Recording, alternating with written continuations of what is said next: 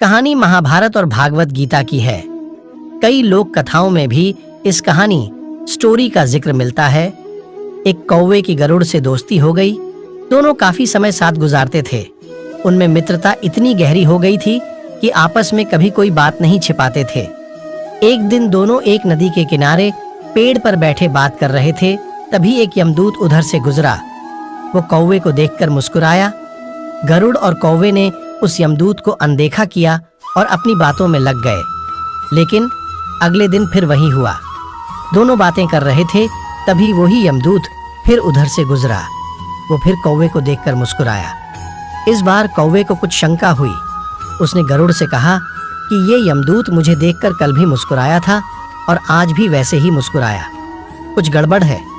हो सकता है मेरी मृत्यु आने वाली है। गरुड़ ने उसे समझाया कि ऐसा कुछ नहीं है, ये एक संयोग भी हो सकता है। तुम चिंता मत करो। 2-3 और ऐसे ही निकले। रोज यमदूत कौवे को देखकर मुस्कुराता। अब तो कौवे को यकीन हो गया कि निश्चित ही मेरी मौत नजदीक है। उसने गरुड़ से कहा, मित्र, मैं मरना नहीं चाहता, लेकिन ये यमदूत जरूर 1-2 दिन में मेरे प्राण निकाल कर ले जाएगा। ये रोज ही मुझे देखकर मुस्कुराता है। गरुड़ को भी लगा कि हो सकता है कौवे का शक सही हो। उसने कौवे को धैर्य बंधाया। गरुड़ ने कौवे से कहा, तुम चिंता मत करो मित्र, मैं तुम्हें यहाँ से इतनी दूर ले जाऊंगा कि ये यमदूत तुम्हें दिखाई ही ना दे। गरुड़ ने कौवे को अपनी पीठ पर बैठाया और उस जंगल से हजारों किलोमीटर दूर कैलाश पर्वत पर ले गया। दोनों को अब ये डर नहीं रहा कि यहाँ कोई उन्हें परेशान कर सकता है। लेकिन वे जैसे ही कैलाश पर्वत पर पहुंचकर एक गुफा तक पहुंचे, वहां वो यमदूत पहले से ही मौजूद था। उसने कौवे को देखते ही उस पर पाश फेंककर उसके प्राण निकाल लिए। गरुड़ देखता रह गया।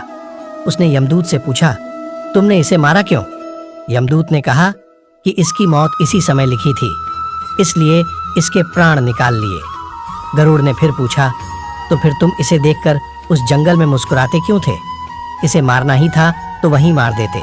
यमदूत ने जवाब दिया, इसकी मौत कैलाश पर्वत पर ही लिखी थी, लेकिन 4-5 दिन पहले इसे उस जंगल में देखकर मुझे ये आश्चर्य हो रहा था कि ये इतने कम समय में वहां पहुंचेगा कैसे, क्योंकि इसके पंख भी छोटे हैं और ये लंबी उड़ान भी नहीं भर सकता, तो हजारों योजन दूर कैलाश तक ये पहुंचेगा कैसा?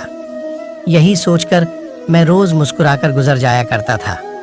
लेकिन भाग्य देखो, तुम इसके परम मित्र ही इसे यहाँ तक इतने कम समय में ले आए।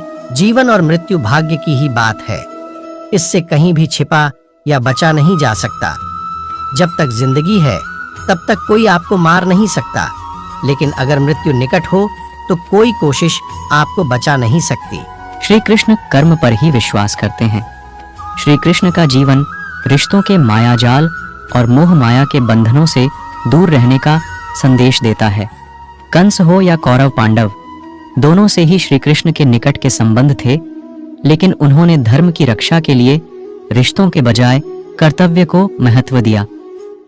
श्री कृष्ण ने द्वापर युग में मार्गशीर्ष शुक्ल पक्ष की एकादशी को हरियाणा के कुरुक्षेत्र नामक स्थान पर 45 मिनट का गीता का उपदेश दिया था, जिसे गीतोपनिषद भी कहा जाता है।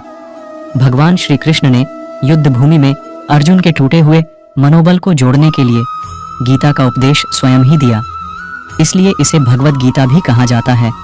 महाभारत के युद्ध में भगवान श्री कृष्ण ने अर्जुन को गीता का उपदेश दिया, जिसके बाद अर्जुन ने महाभारत के युद्ध में लड़ना शुरू किया।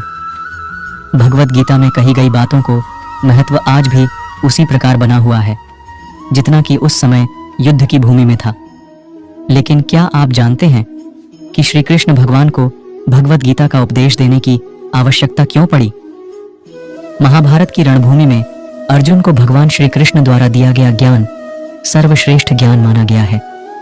श्रीमद्भागवत गीता श्री कृष्ण द्वारा बताई गई बहुमूल्य बातों का एक संग्रह है। भारतीय परंपरा में गीता वही स्थान रखती है जो उपनिषद और धर्म सूत्रों का है। भगवान श्री कृष्ण के द्वारा दिए इस ज्ञान के कारण ही अर्जुन युद्ध के लिए तैयार हो सका। गीता की उत्पत्ति क्यों हुई? गीता की उत्पत्ति कौरव और पांडवों के युद्ध के समय कुरुक्षेत्र में मानी जाती है। भगवान श्री कृष्ण अर्जुन के रथ के सारथी बने थे।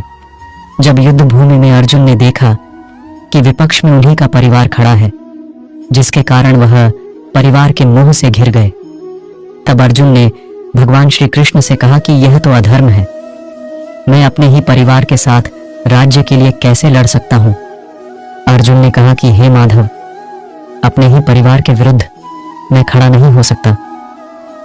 तब श्री कृष्ण ने कुरुक्षेत्र के मैदान में अर्जुन को उपदेश देते हुए कहा कि हे पार्थ, तुम्हें अपने क्षत्रिय धर्म का पालन करना चाहिए और एक क्षत्रिय की भांति अपने अधिकारों के लिए लड़ना चाहिए।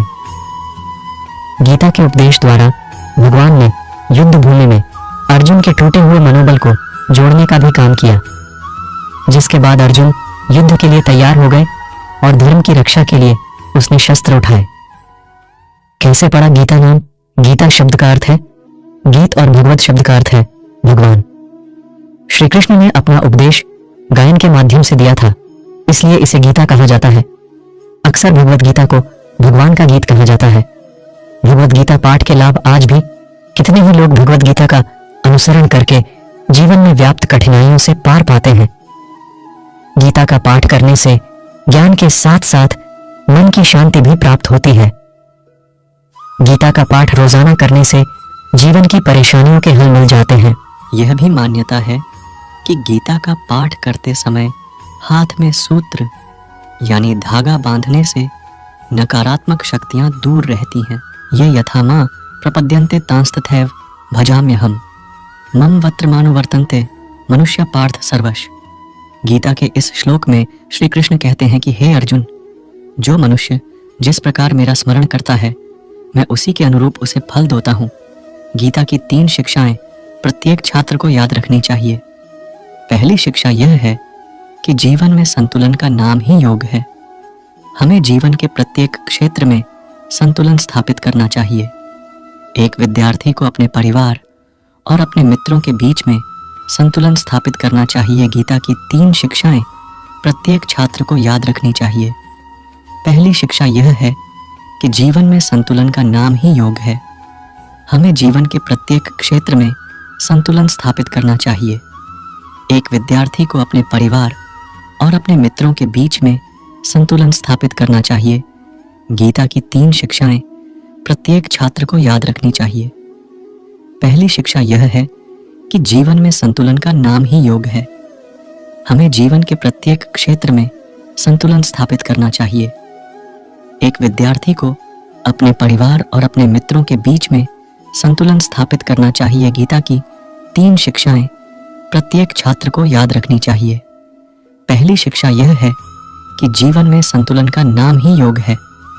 हमें जीवन के प्रत्येक क्षेत्र में संतुलन स्थापित करना चाहिए। एक विद्यार्थी को अपने परिवार और अपने मित्रों के बीच में संतुलन स्थापित करना चाहिए। गीता की 3 शिक्षाएं प्रत्येक छात्र को याद रखनी चाहिए। पहली शिक्षा यह है कि जीवन में संतुलन का नाम ही योग है। हमें जीवन के प्रत्येक क्षेत्र में संतुलन स्थापित करना चाहिए। एक विद्यार्थी को अपने परिवार और अपने मित्रों के बीच में संतुलन स्थापित करना चाहिए। गीता की 3 शिक्षाएं प्रत्येक छात्र को याद रखनी चाहिए। पहली शिक्षा यह है कि जीवन में संतुलन का नाम ही योग है। हमें जीवन के प्रत्येक क्षेत्र में संतुलन स्थापित करना चाहिए। एक विद्यार्थी को अपने परिवार और अपने मित्रों के बीच में संतुलन स्थापित करना चाहिए। गीता की 3 शिक्षाएं प्रत्येक छात्र को याद रखनी चाहिए। पहली शिक्षा यह है कि जीवन में संतुलन का नाम ही योग है। हमें जीवन के प्रत्येक क्षेत्र में संतुलन स्थापित करना चाहिए। एक विद्यार्थी को अपने परिवार